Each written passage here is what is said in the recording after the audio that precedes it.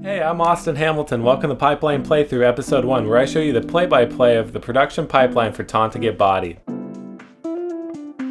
I had every Nintendo console growing up, so naturally I played Super Smash Bros. Melee for the Nintendo GameCube all throughout my childhood. For my first year of college, I moved to San Francisco to live in the dorm. There was a common room where people would have fun, chill, play video games, and one of the games that happened to be in there was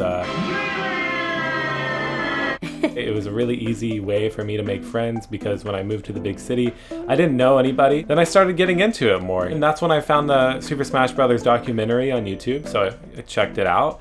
It was amazing. And if I didn't know that, now that I lived in California, there's all these local tournaments around me.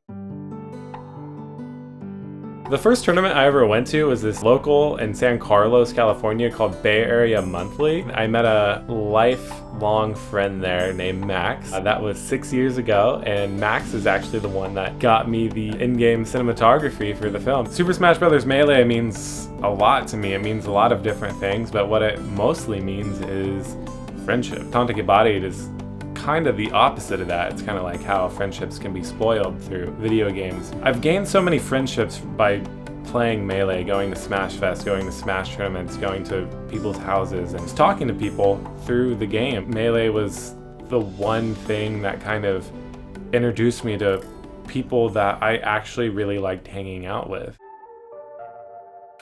I had been around a lot of people that are essentially the characters in the film. Growing up with my brothers, playing with friends throughout the years, situations like this every now and again kind of come up when somebody's getting destroyed in the video game and then they get like super salty. I see it a lot when I go to like Super Smash Bros. Tournaments and like Smash Fest for sure. I see a lot of comedies that kind of touch on these salty rager characters, but I don't really see it done in like a really authentic way that's not just like a farce. So I kind of wanted to make a film that touched on that a little bit more seriously while maintaining the humor.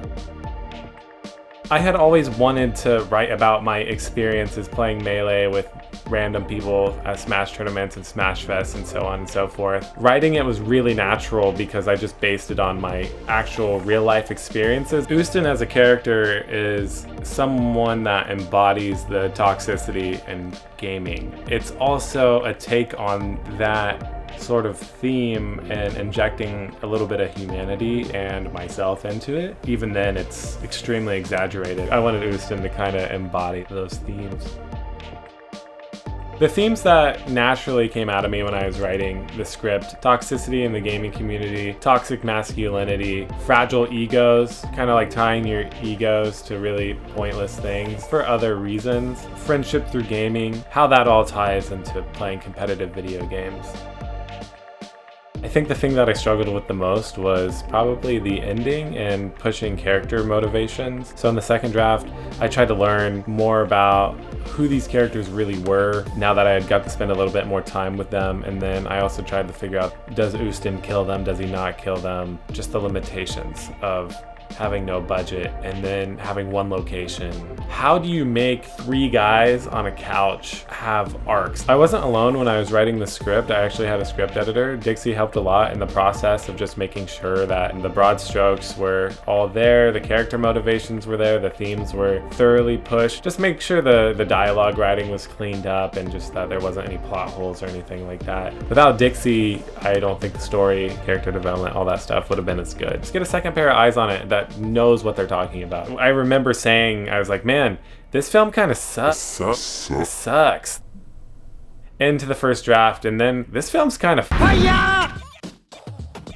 You know, these guys are on a couch for the entire film. They barely move. I don't think I really need storyboards for that. I just need a really detailed shot list so I can make sure that the directors of photography can make a couch look dynamic. We get all angles covered, wide, medium, close. I knew that we couldn't get any over the shoulders because the couch was right against the wall and we can't pull the couch out very far.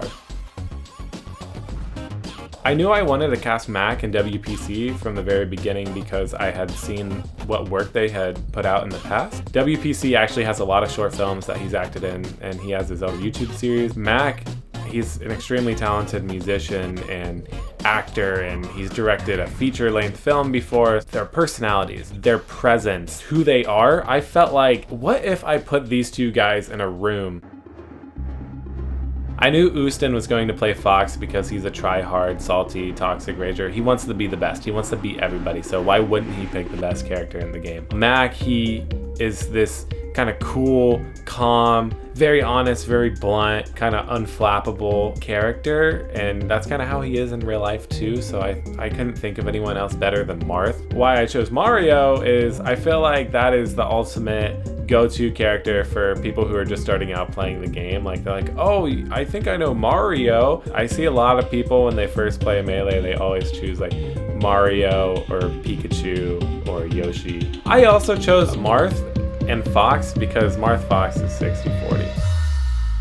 Since this was such a dialogue-heavy film and such a character-driven film, I knew that we had to rehearse beforehand. The gum bit was actually not in the script whatsoever. That whole side plot of the story was created when we were going over rehearsals. I would feel a certain way about WPC or Max performance, and I'd give them adjustments. You're going in the right direction, it needs more intensity, or you're being too intense here, which was barely ever the case. I actually told them, go crazy, try to push the limits. Normally I'm behind the camera or I'm directing, and the whole acting thing is so new to me. So that's still a thing I'm kind of working on as an actor myself. You know, I don't really consider myself an actor, but I act is kind of what I tell people. I think I'm still trying to figure out what my personal process is. You know, a lot of things that are super low budget are just so fast and so run and gun a lot of the times because you don't have the money to afford making it easy and making it slow. You are exhausted by the end of the day, but you wish that you weren't. You wish you could conserve that energy before you walk on the set that day. Most of the time as a director, you're not just the director, you're the producer, you're the coordinator, you're the line producer, all these things. You have to worry about so many logistical challenges that you can't really focus on the creative that much. I knew that the day that was going to come was going to be a tough one, and it definitely was.